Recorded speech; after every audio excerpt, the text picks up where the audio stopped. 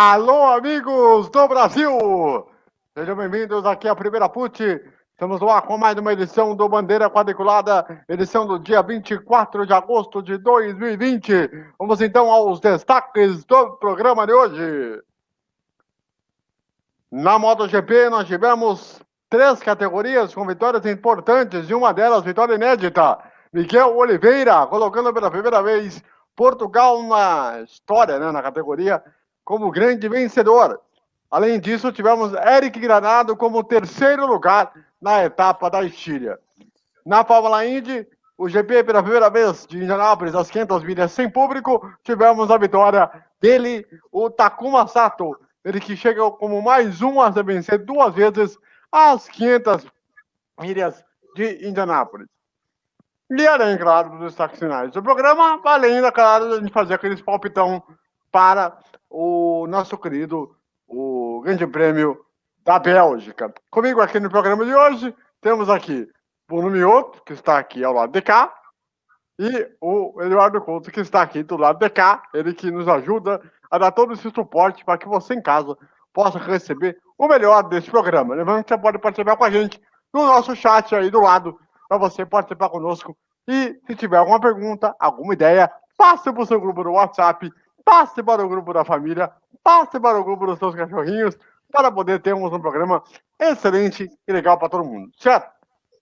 Muito bem, vamos então aos destaques aqui iniciais do nosso queridíssimo Bruno Mioto. Tudo bem, Bruno? Boa noite.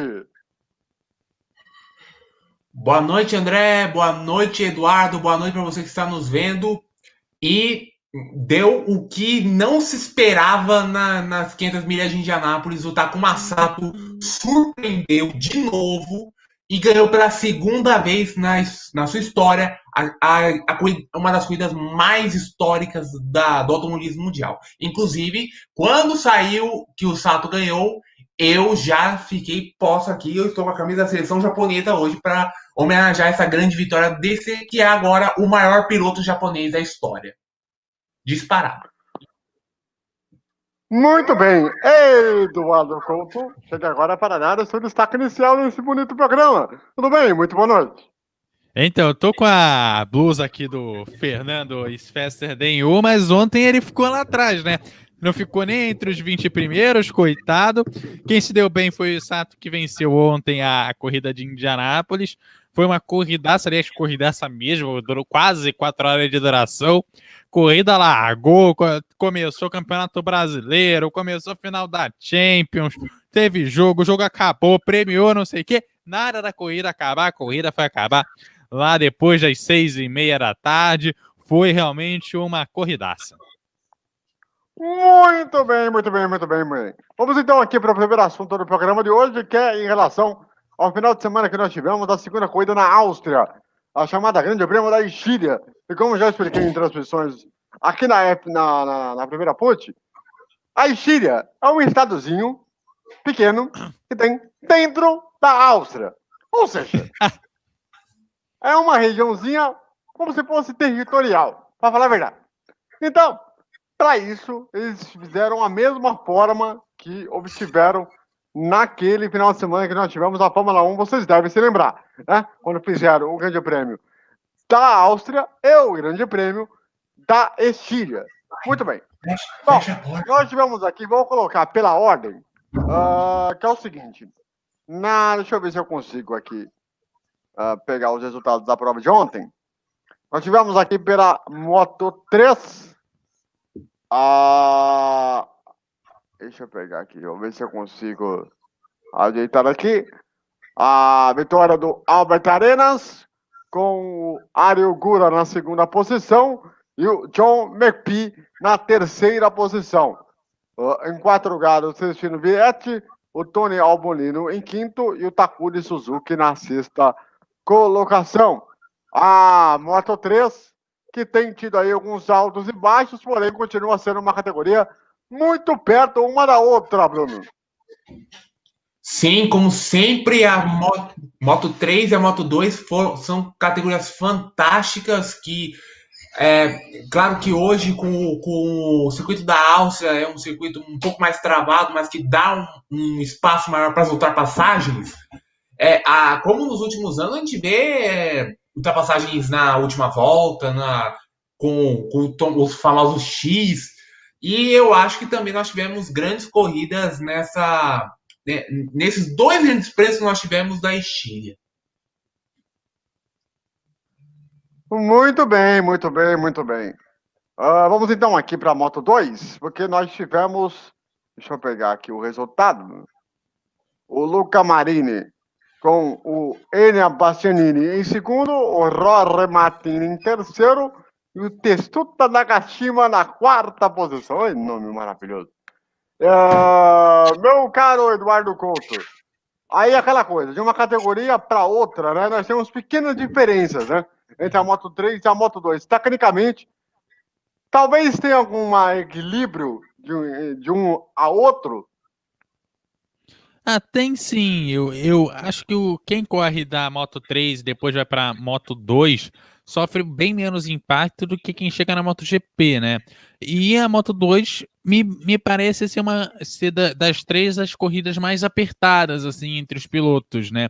Parece, talvez o campeonato não seja tão apertado, mas me parece que as corridas são mais apertadas. Me parece que a Moto 2 realmente é aquela categoria intermediária onde você precisa ter um profissionalismo já próximo da MotoGP, mas que ainda te permite erros de principiante. Então tornam as corridas bem mais dinâmicas e tornam também as corridas um pouco mais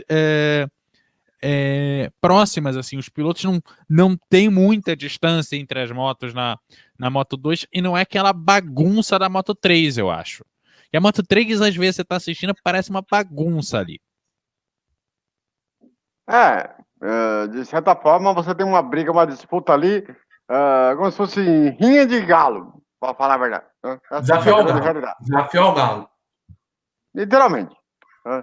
Porque parece que não tem limite ali. E todo mundo vai lá, se espalha de um lado, vai para o outro, e não tem muita conversa. E na MotoGP, como você tem muito mais dinheiro envolvido, não necessariamente de salário de piloto ou outras coisas, mas você tem muito dinheiro de peça, patrocinador e etc. Se você fizer uma bobagem muito grande, você perde o patrocinador e, tua carreira acaba.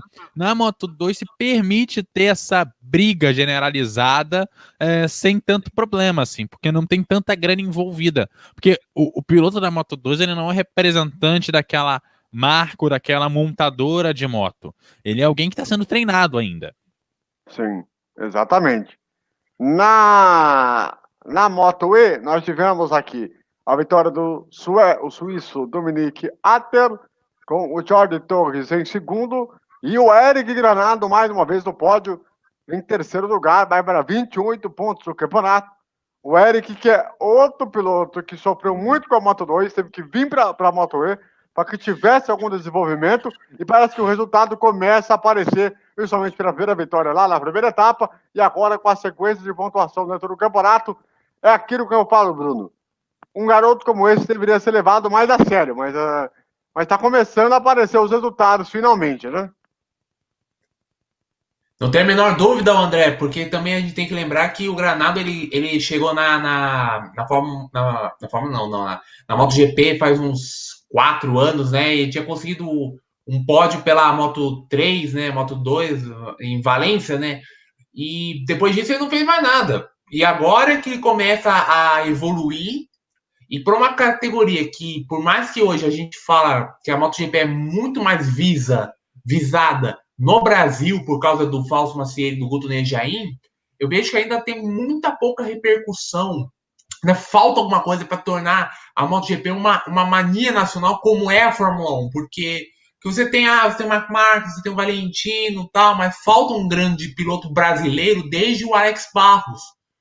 E o Granado, por enquanto, não chega ainda no patamar de Alex Barros, mas está caminhando para ser um piloto regular, um piloto consistente, que pode até um dia sonhar em correr na MotoGP, independente da equipe que ele for.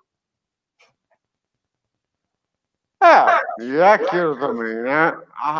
A regularidade do Eric Granado, ela é bem pertinente. Ele não tem conseguido pontos importantes sempre nas 3 primeiras posições. Acho que isso faz uma grande diferença para um campeonato muito longo. E isso pode fazer uma grande diferença, né? Principalmente.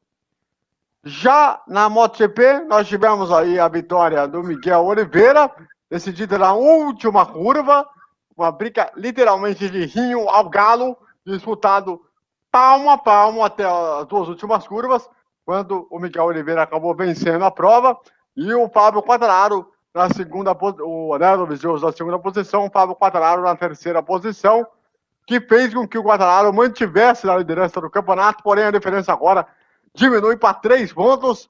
Meu caro Eduardo Couto, a briga pelo campeonato, o fato da ausência do Marc Marques está fazendo com que o campeonato seja muito equilibrado, principalmente pelo fato do susto que nós tivemos do Vinhares, que acabou tendo um problema de freio, acabou batendo na primeira curva e assustou todo mundo. Muitos dizem até que o Vinhares tenha sido irresponsável pela maneira como ele jogou a moto daquele jeito, né, Eduardo?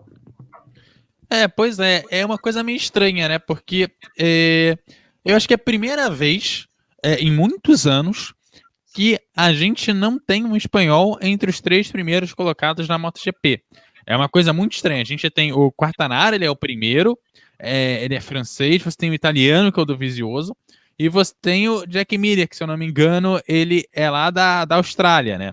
O primeiro que vai aparecer é o Vinhares, né? Que é na 5ª colocação, e ainda puxando para os 10 primeiros, você vai ter o John Mir e só depois o Espargaró na 10ª colocação, né? Que ele fecha o top 10. Então, é muito estranho. Geralmente a gente tinha muitos espanhóis aparecendo aí nas 10 primeiras colocações. Tinha sempre 1 ou 2 ali nas 5 primeiras colocações. É muito estranho ter um espanhol somente na 5ª colocação, pelo costume que a gente está tendo nos últimos anos, né? O Espargaró foi muito bem durante todas as últimas 10 temporadas. Ele sempre foi muito bem, sempre teve posições de destaque, teve a questão do Marc Marques também, e que também é um pouco estranho, né? Porque a gente só vai ter um espanhol liderando na Moto 3, com Arenas, e tem, claro, na Moto 3 e na Moto E você já tem espanhóis melhor posicionados, mas tá uma coisa meio estranha. Teve o susto do acidente, sim, ali logo na primeira curva. A questão de freio é sempre um problema. A gente teve problema de freio na Índia também, que foi ainda mais preocupante do que o da MotoGP, mas isso também é um assunto para daqui a pouquinho. Ô, Eduardo, eu tenho que lembrar uma coisa que eu vi quando eu estava lá vendo o canal do Fausto Macieri e teve a participação do Guto Nejaim. Não tem um espanhol entre os 3 primeiros nessa corrida, só que se a gente ver a corrida estava na mão do Juan Mir, e ele acabou tendo problemas. E é por isso que nós tivemos esse final. Não é nem na corrida. Por favor, Bruno, complete. Pode falar, Eduardo. Não, eu ia falar que, na verdade, para mim, não me preocupa o fato de, na corrida, você não ter os 3 primeiros. A gente não teve nessa corrida, 2 corridas atrás a gente também não teve, e no campeonato, o espanhol mais bem posicionado é o 5º colocado. Isso, para mim, é muito estranho. Eu não lembro a última vez que isso aconteceu, assim. E só para dizer, né, nessa etapa nós tivemos o Miguel Oliveira venceu, com o Jack Miller em segundo, que fez com que ele subisse para o 3º lugar do campeonato. O Paul Espargaró foi o 3º, o Joan Mir foi o 4º, o André Dovizioso foi o 5º, Alex Rins foi o 6º, o Takashi Nakagami foi o 7º, o Brad Miller foi o 8º colocado, o Valentino Rossi foi o 9º colocado, e na 10ª posição o Inkelecciona. O Danilo Petrucci foi o 11º, o Alex Espargaró em 12º, o Fábio Quartararo foi o 13º, pior resultado desde que ele assumiu a liderança do campeonato. O Jonathan Zarco na 14ª posição, o Franco Morbidelli foi o 15º, Alex Marques foi o 16º, o Cal Crutchlow foi o 17º, Stefan Brandel em 18º, Brad Smith em 19º, Michele Pirro em 20º e o Tito Rabat na 21ª posição, e o Vinhares, que teve aquela batida, e fez com que a corrida fosse interrompida, tanto que a coisa chegou a ficar cerca de 15 minutos, né, paralisada por conta da bandeira vermelha, esse susto do Vinhares. Aliás, eu vou até perguntar para vocês aí se para vocês foi irresponsabilidade do Vinhares de ele ter jogado a moto literalmente ali no final da reta, quando teve o problema do freio. E aí, Bruno? Só da gente lembrar dos últimos acidentes que nós tivemos, é realmente uma irresponsabilidade tremenda do Vinhares fazer uma coisa dessa numa pista que, se você dá um errinho de nada, você vai pro muro, você vai para fora e não tem muito o que falar. Isso aí não é culpa da máquina, isso é culpa do piloto que está segurando aquele monte de curva para direita e não consegue com um balanço um pouco mais virado para o lado da gravidade. É completa irresponsabilidade do Vinhares. E você, o Eduardo, para você foi irresponsabilidade do Vinhares ter jogado a moto do jeito que ele fez, de sair da moto, a moto ir sozinha até lá a barreira de pneus, quando a moto pegou fogo? Eu acho que sim. Primeiro, eu acho que ele tentou se livrar da moto. Acho que talvez ele tenha percebido que a moto iria pegar fogo e tentou se livrar dela. O que não justifica a movimentação dele de jogar a moto daquele jeito. Porque, principalmente depois do que a gente viu na outra semana, que teve um piloto que quase faleceu no meio de duas motos. A gente teve o Zarco e o Morbidelli. Que caíram. Teve ainda piloto passando, o Rossi passando no meio das duas motos. Então, depois do susto de semana passada, eu esperava que os pilotos como um todo, não só ele, tivessem um pouquinho mais cautelosos. Parece que aquele acidente nada foi a mesma coisa, assim. E o problema, segundo o Vinhares, ele falou que ele percebeu que teve um problema de freio e que fez com que ele simplesmente se livrasse da moto. Simplesmente isso. Tipo, ele poderia ter arriscado de ter caído no chão, batido a cabeça, e por sorte ele conseguiu cair de costas na situação que ele estava, e a moto indo sozinha no final da primeira curva, até bater lá na barreira de pneu e pegar fogo, da maneira que foi. Talvez ele tenha percebido, tudo bem, o problema de freio, mas deveria ter tido um pouquinho mais de cuidado com isso, porque poderia ter pegado um companheiro de trabalho, basicamente. Um pouco mais de inteligência, né? Exatamente, pega, encosta a moto, tipo, tira o pé, bota ali no canteiro e sai da moto. Não precisava fazer daquela maneira. Faltou um pouco de tato. E ainda mais sendo na primeira curva, e aí fazendo também, botando um crédito na mão do piloto, quando a gente não deveria, deixando isso bem claro, mas botando um crédito o cara tá lá, o cara larga com um pelotão grande atrás dele, percebe que a moto tá sem freio e se ele tira o pé e tenta levar a moto para algum lugar, pode vir um piloto atrás esperando que ele esteja acelerando e vai com tudo na moto dele. Também é um acidente grave. Então, eu não sei o que se passa na cabeça do piloto num momento desse, e talvez naquele momento aquela foi a melhor solução que passou na cabeça dele.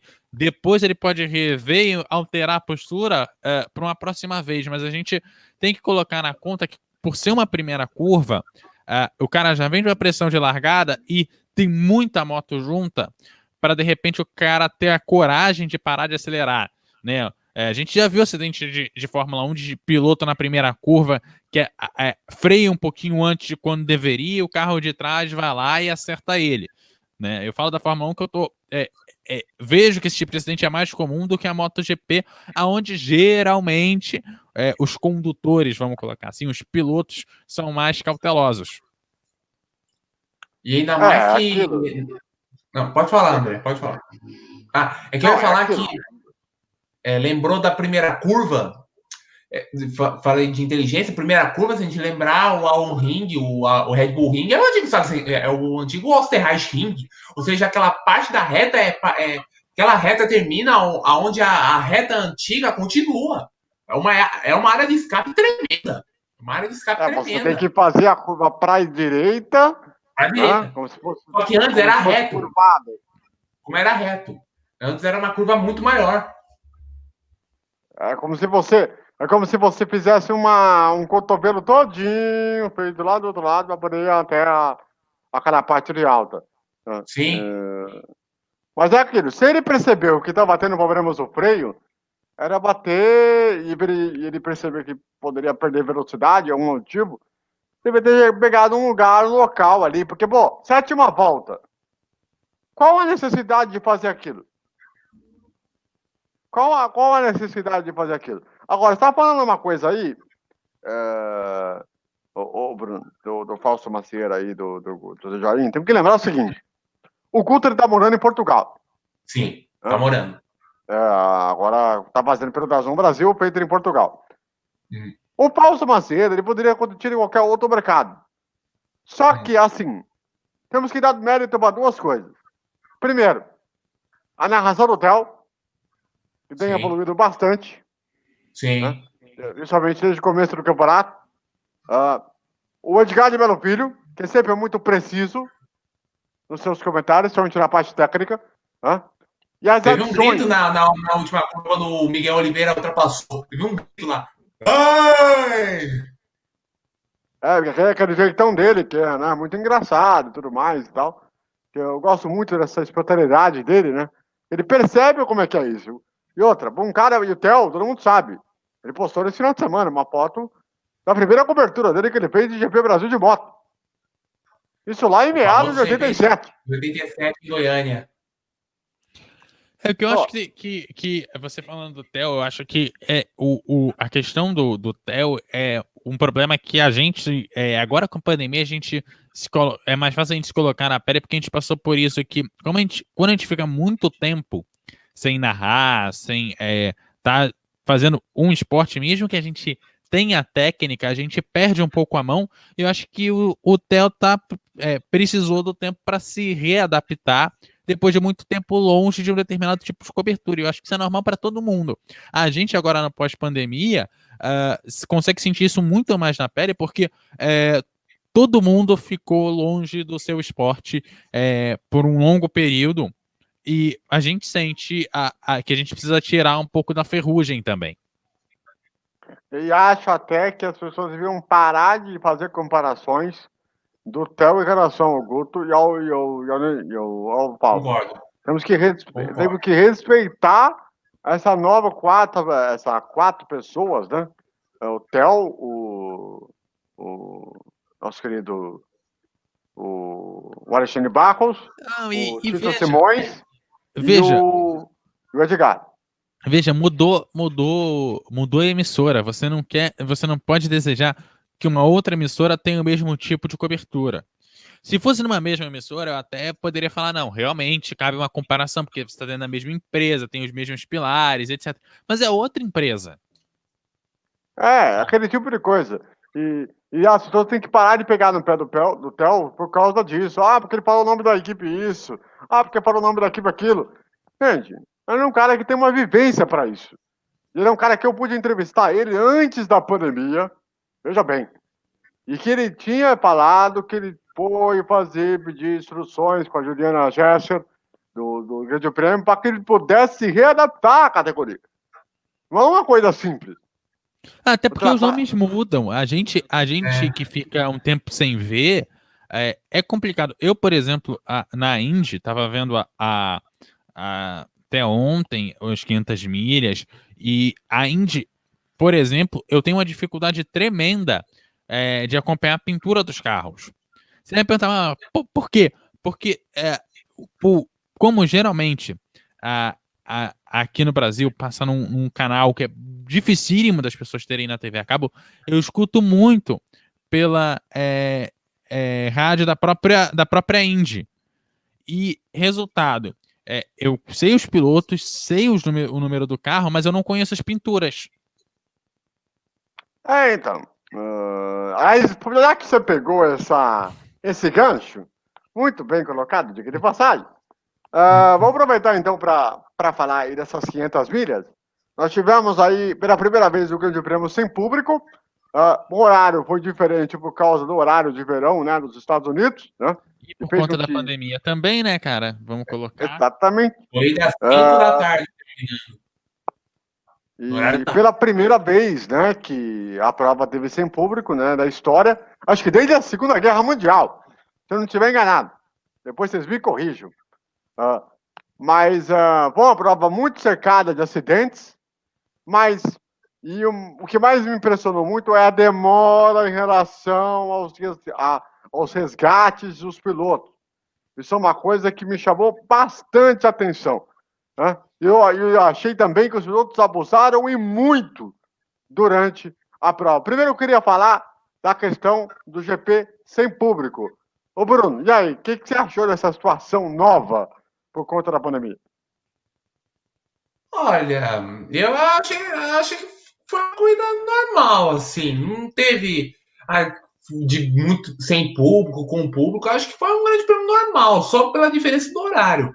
E que no final, lembra que eu falei no último bandeira, antes da corrida, no treino, que seria uma das corridas mais malucas, uma das corridas mais fora do normal, não que Indy não seja normal, e acabou virando por causa de um monte de coisa que aconteceu lá.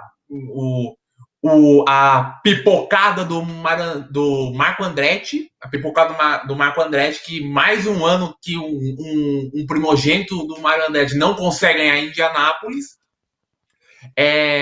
A corrida decepcionante do Alonso, os 5 primeiros não mudando muito, mas mudando entre si as posições na liderança. Uma hora parecia que liderava o Sato, outra hora que liderava o Dixon, outra hora liderava o Ferrucci, outra hora liderava o Patricio Howard, outra hora liderava o Alexander Rossi, mas de resto não teve muita mudança assim de sem público para com público. Foi uma corrida de normal como a gente teve nos últimos anos. A diferença é que foi sem público e nós tivemos talvez uma experiência diferente.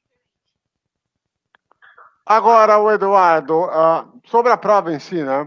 Muitos acidentes, né? Que é uma coisa que assustou muito, mas o que assustou mais ainda foi a demora dos resgates para retirar os pilotos, para retirar os carros, né? Toda uma coisa que acabou, acho que até atrapalhando o aquecimento dos pneus de muitos dos pilotos durante a prova. Acho que isso foi uma coisa que pesou bastante na corrida de ontem, né?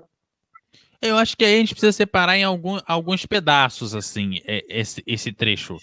Porque, vamos lá, vamos por partes. O primeiro pedaço é a demora da chegada do resgate aos pilotos.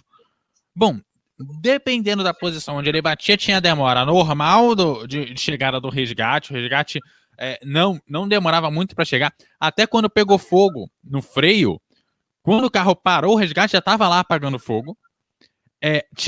Demoraram até para tirar o piloto, mas é porque eles deram imediatismo a apagar o fogo do que tirar o piloto, né? Porque se você deixa pegar fogo, acaba pegando mais gente e tal. Então, foi uma opção deles. Ok. Segundo ponto o resgate do piloto.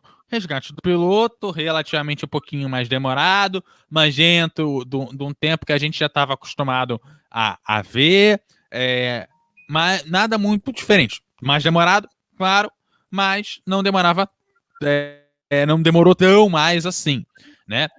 As equipes médicas faziam até um pré-atendimento na pista, que a gente também já via, mas acabava não acompanhando tanto porque ia passar público, não sei que outras coisas, e aí que começa o problema.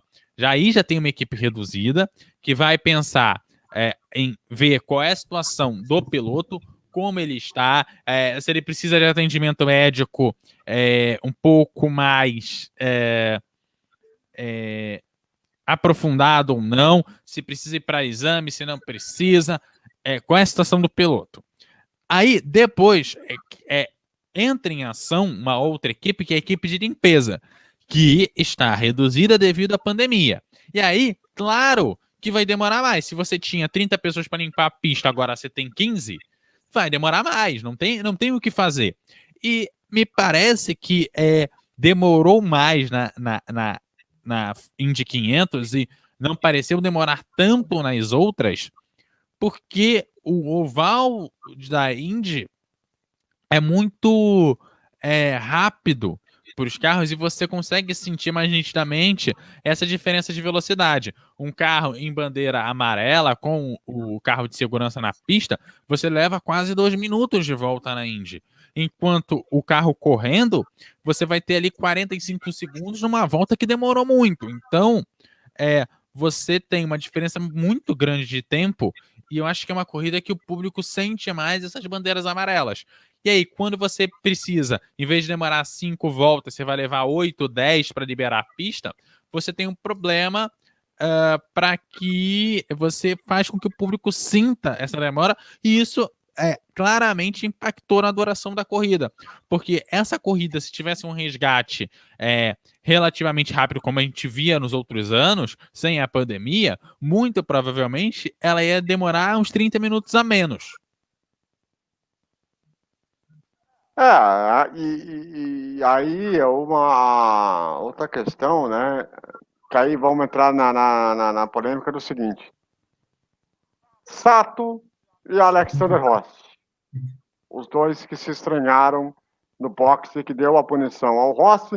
Depois o Rossi, me parece que ele aproveitou, que ele estava se sentindo prejudicado, talvez tenha jogado o carro de propósito no muro para causar outra bandeira amarela, porque ele viu que ele estava se sentindo mais prejudicado, porque ele tinha realmente reais possibilidades de vitória. Bruno, e aí? Quero saber da sua opinião sobre isso. Deve ter visto, revisto. É uma situação que foi reprisada várias vezes e que tem gerado um pouco de polêmica, e que o Rossi saiu bem irritado do autódromo, hein, Bruno? Não é de hoje que o Rossi vem meio irritado também, porque o Rossi, quando ele. Não é o Marco Andretti que vem a temporada toda ruim e em Indianápolis ele vira o bicho, para não falar outra coisa. Mas o Rossi, quando ele vem para Indianápolis, ele corre muito bem. Ele corre muito bem. E acho que momento de pitch é muito tenso. É ótimo pro telespectador, mas é péssimo para a hora dos pilotos. Um errinho de 30 centímetros na saída do pitch pode custar uma corrida inteira. Ou seja, eu entendo essa raiva que o Rossi tem do que aconteceu, mas não tem muito o que falar. Aí a culpa é de quem faz o trabalho lá faz o trabalho lá dos pneus, coisa que não vai mais rápido, que não vai mais rápido. Aí não tem o que contar. Como lembrar do caso do Felipe Massa em Singapura, que a Ferrari fez a cagada que fez e o Massa acabou perdendo não só corrida, como perdeu o título por causa daquela atrapalhada também. Ou seja, parte disso é um pouco da demora da equipe. Mas de resto, não tem muito o que falar. O Rossi, eu entendo a raiva do Rossi, mas não tem muito o que falar. O Sato mereceu ganhar. Bom, e aí, Eduardo? Eu quero saber a sua opinião sobre essa polêmica aí da hora do pitching, que Sato e Rossi acabaram tocando roda no momento que o Rossi vinha saindo e que o Sato já estava voltando para a pista. Cara, eu acho que foi uma situação de boxe normal. Eu acho que quem errou foi o cara do pirulito, né? Entre aspas, porque não temos mais, né? Essa figura tão clara, mas foi o cara que libera lá o piloto. Ou é o Esse cara fiscal, é errou. o fiscal também, é o fiscal lá, porque na Indy você não tem o pirulito de coisa, aquele quadro, aquele treino lá que sobe. O problema é o fiscal de pista. Fiscal de pista que não poderia ter liberado. Sim, então. Eu tô falando pirulito porque os antigos, né, vão lembrar disso, né? Eu sei que o pirulito já acabou há muito tempo. Eu acho que nem Le Mans, acho que foi uma das últimas a abandonar o pirulito, não tem mais, né? Eu acho que o erro foi ali. É bom você ter lembrado do Massa em Singapura, que a Fórmula 1 foi uma das primeiras a testar essa ausência do pirulito, tentar um semáforo Ausência tecnológica, né? digital, né? Esse avanço tecnológico. Quantas vezes, não foi só a Ferrari, quantas equipes erraram na hora de liberar piloto? Quantas vezes o piloto saiu antes da hora porque ele não viu ali que ainda tinha uma roda sendo presa, o combustível estava, né, pingava um pouco de combustível fora. A gente viu muitos erros até o pessoal se acertar. E aí, talvez, vou colocar na conta da falta de treino de pandemia mesmo, porque eu acho que pega, você fica meses longe da fábrica, e aí, cara, nesses momentos, aquele momento vacilou, perdeu, queridão. E aí, bicho, não tem o que fazer. Na Indy, inclusive, Agora, que na Indy é mais comum que na Fórmula 1 que a gente vê uns incidentes de pit stop, até tem mecânico que é atropelado por carro quando entra ou quando sai do pit. A gente teve até. Tem choque de carros. Tem Ontem choque de mesmo a carros. gente viu piloto parando da forma errada no pit, que ele parou torto no pit. Não atropelou ninguém, mas parou torto. Pra mim é quase a mesma coisa. Agora, outro fato que eu acho que é muito importante, né, dessa vitória do Takuma Sato é que é o seguinte: na classificação, os carros andaram cerca de 1 segundo, ponto 9 mais rápido em relação ao carro do ano passado. Agora, pelo outro lado, na prova, eu achei os carros muito lentos, com uma dificuldade muito grande para se ultrapassar. Para botar um vácuo, os caras não estavam tendo coragem de botar no vácuo. Enfim, tem esse detalhe também. Houve alguma dificuldade comparada da classificação para a prova, hein, Bruno? Eu acho que sim, porque por exemplo, eu vi a corrida pelo Dazon e o Sato ele assumiu a ponta faltando 30 voltas pro final. E aí depois ele teve que segurar pro Dixon, que o Dixon estava vindo com tudo. Só que nas voltas finais teve aquele engarrafamento lá, aquele engavetamento lá dos retardatários. O Dixon, acho que se tivesse 5 voltas a mais, eu acho que o Dixon conseguiria ultrapassar, mesmo você falando que teria problema de ultrapassagem. Acho que muito disso, porque acho que também é por causa da falta. O pessoal não está muito ainda ligado ainda, por causa da pandemia e tal.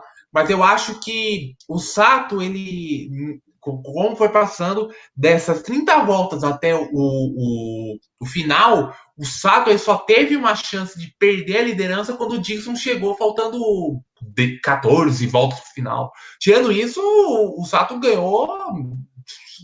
Foi para vitória. Foi para É vitória. importante a gente destacar também, falando essa questão das ultrapassagens, do Aeroscreen. Porque o Aeroscreen ele é muito bom, mas uma das diferenças entre o halo da Fórmula 1 e o Aeroscreen da Indy é que o Aeroscreen, por ser mais aerodinâmico, ele faz com que o ar suba e gera mais turbulência para o carro que está atrás. O que para a Fórmula 1 não faria diferença nenhuma, porque aquele carro da Fórmula 1 gera turbulência para caralho, não ia fazer diferença alguma. Agora, na Indy, faz muita diferença. Por causa da pressão nas curvas, né? Sim. E aí, e outra coisa, o vácuo né? Ali sendo feito por conta desse aeroskin, você pegar o vácuo, pode ser que você, nessa pressão nas curvas, você acabe indo reto e parando no muro. Então, aí eu faço outra pergunta. Será que houve insegurança dos pilotos em querer entrar no vácuo para tentar ter uma possibilidade de ultrapassagem? Porque aí essa é uma questão. Porque você tem uma classificação com um carro 1 segundo e 9 mais rápido em relação ao ano passado. Aí na corrida você tem uma dificuldade para passar, uma dificuldade para chegar, uma não briga para chegar, que eu achei assim, que eu pensei assim, cara, o que está acontecendo? Isso também é um ponto também para ser discutido aqui, né? Eu não sei se o Bruno concorda com esse ponto, principalmente pelo fato de que os pilotos eles queriam ser agressivos, mas não foram agressivos. Talvez tenham sido até conservadores demais comparados com o que vinha acontecendo, não? Então, só da gente lembrar, a vitória do Sato em 2017, o Sato assumiu a ponta faltando 6 voltas, ele teve um suador do tamanho do mundo do Hélio. O Hélio, quando faltava 3 voltas, já estava chegando a primeira curva.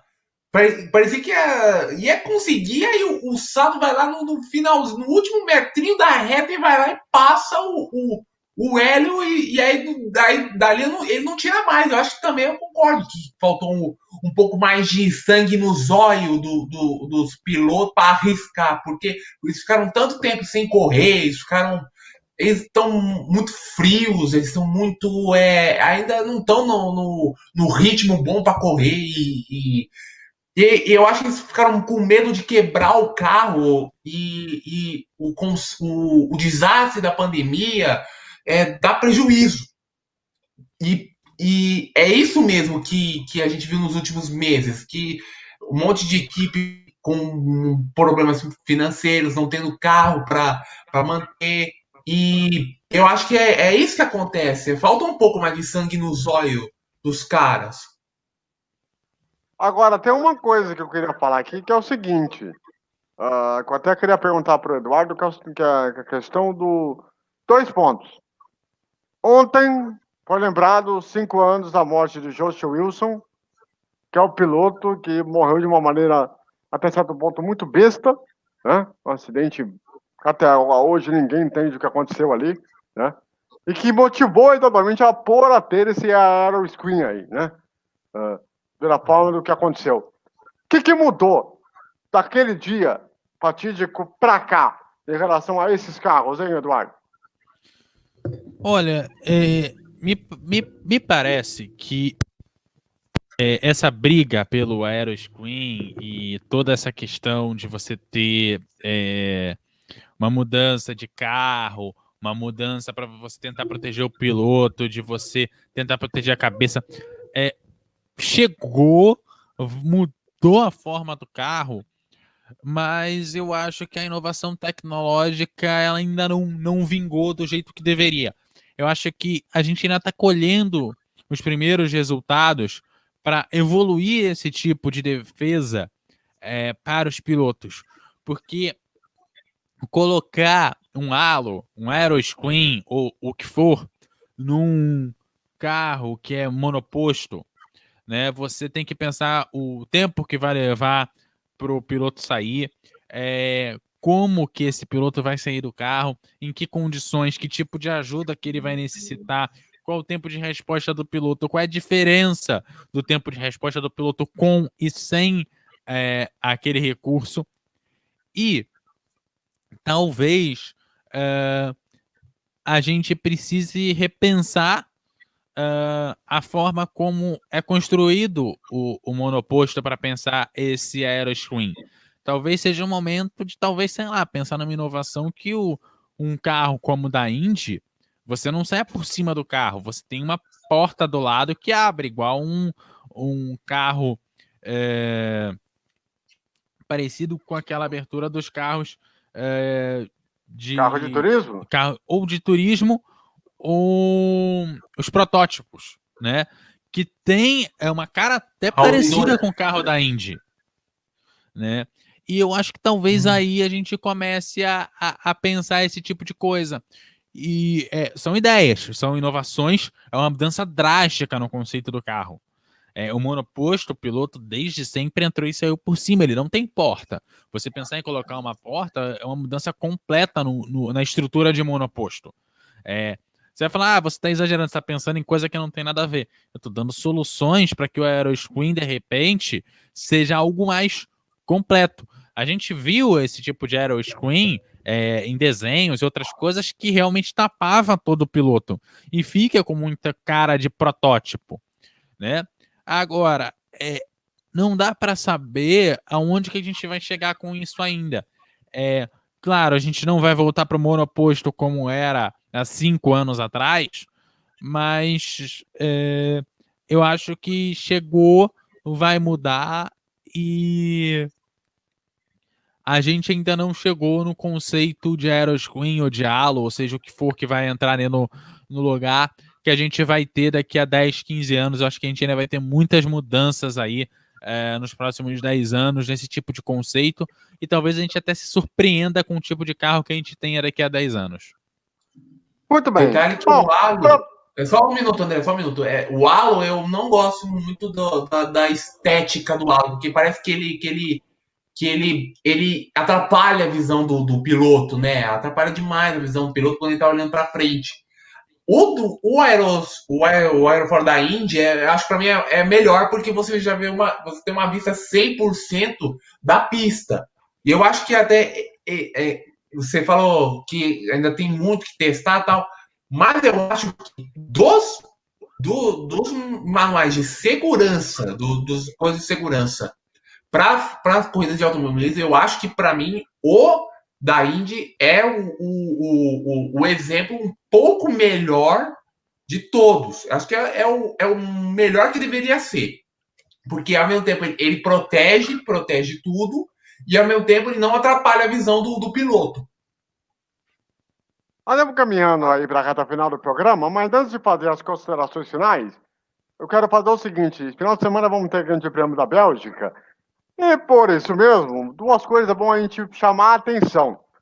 Primeiro, será que resolveram o problema naquele ponto onde o Antônio Roberto bateu? É o ponto que a gente estava sendo discutido, né, até o início do mês. E fica a questão se eles conseguiram arrumar esse problema, porque vai ser a primeira corrida depois de um ano da morte do Antônio Roberto, né? Então, esse vai ser um ponto que é bom também, até para a semana que vem, a gente discutir esse ponto para ver realmente se mudou alguma coisa naquele ponto onde teve o acidente ou se não houve a mudança como estava sendo discutido. E a outra coisa, como sempre, nesse programa, nessa coisa maravilhosa de ser, os palpites, óbvio, né? Não tinha como não ser. Então, vou começar com o Bruno. Bruno, para você, quem vai ser o pole, o segundo e o terceiro colocado na classificação e quem vai vencer a corrida na Bélgica? Vamos lá, Grande Prêmio da Bélgica em Spa-Francorchamps, uma pista lendária por si só, com 44 voltas e 6.500 quilômetros de... Eu acho que vai dar Hamilton na pole de novo, o Verstappen em segundo e talvez o Bottas em terceiro. E para ganhar, o ganhador, eu acho que eu vou... O Hamilton ganha muito na Bélgica. O Hamilton passeia na Bélgica, mas eu acho que pela localização próxima da Holanda, o que vai ter de holandês naquela pista, eu acho que e o Verstappen ganhou já uma corrida nos últimos anos já na Bélgica, eu acho que o Verstappen ganha. O Verstappen ganha, o Hamilton vai ficar em segundo e talvez um Leclerc ou Vettel termine em terceiro. Vamos lá então, Eduardo, para você, quem vai fazer a pole, o segundo e o terceiro lugar do grid, no sábado e no domingo, quem vai vencer a prova, quem vai ser segundo e quem vai ser terceiro no Grande Prêmio da Bélgica? Eu acho que o Hamilton e o Bottas vão conseguir a dobradinha no sábado para a classificação. Agora, como a gente tem visto o Bottas, né, ele vai bem na classificação e tem sofrido bastante na corrida, né? E eu acho que o Bottas vai acabar tendo problemas e pode ser que o Leclerc e o Vettel belisquem o pódio. E aí eu acho que a coisa pode ser interessante. O Vettel, eu acho que ele vai continuar bem longe desse pódio, principalmente porque a impressão que dá pra gente de fora, ele não tá afim e a Ferrari tá cagando e andando para ele. Muito bem. Vamos então fazer aqui então as considerações finais. Bruno Mioto, prazer, meu amigo. Seu destaque final, por favor. O destaque final poderia ser outro. Duas coisas. Primeiro, o Sato virou, a partir de hoje, disparadamente o maior piloto japonês da história. Antes ele não tinha... Antes ele era muito rápido, mas faltava essa constância. Essa constância nos últimos anos veio. E outra coisa que a gente tem que falar, né? Além também de que os brasileiros foram bem, o Elinho, o Tony, eles conseguiram fazer uma boa corrida, cada um, principalmente o Tony. E o Alonso, ele acabou sendo a decepção da no final de semana, que esperavam muito, e o Alonso acabou não rendendo, inclusive tem um placar que já é claro. Sato 3, Alonso 0. Só isso para falar aí que eu termino com a grande questão que é Fórmula Indy é aquela categoria que corre 200 voltas num oval para a esquerda e que o Sato ganha as 500 milhas de Indianápolis quando o Alonso é convidado a participar. Eduardo Couto, suas considerações finais desse programa de hoje. A minha consideração final é que as 500 milhas de Indianápolis, cada ano que passa, parece que a corrida fica cada vez maior. Esse ano eu achei a corrida longuíssima e, claro, continua sendo uma grande corrida, continua sendo imprevisível, continua sendo gostosa de ver, só que, cara, tá ficando cada ano mais pesado para acompanhar as 3 horas de corrida. Parece que a corrida não vai acabar nunca. Então, acho que talvez a gente precisa rever o modelo de transmissão para as 500 milhas de Indianápolis. Daqui a pouco vira 24 horas de Indianápolis. As 24 horas de Le Mans vem aí em setembro. Ano passado a gente não teve uma corrida legal, já que você tocou na fala de 24 horas, mas 2017 e 2018 foram corridaças. 2017, o carro que ficou horas no boxe ganhou a prova. Eu acho que foi a melhor prova da década. Foi lindo de ver. E aí o jeito é a gente aguardar, porque depois dessas 500 milhas de Indianápolis que duraram quase 4 horas, 24 horas de Le Mans vai ser duro. Muito bem, muito bem, muito bem. Bom, é o seguinte, molecada.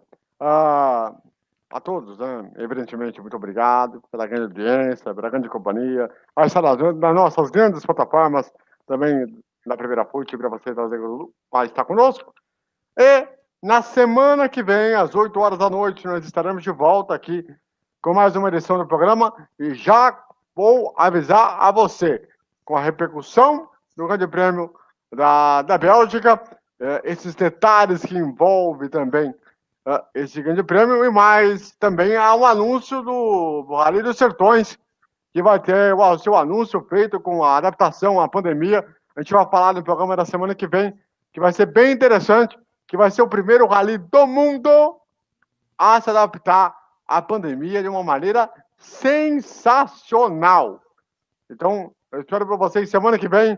Um grande abraço, uma boa semana a todos, e eu fui!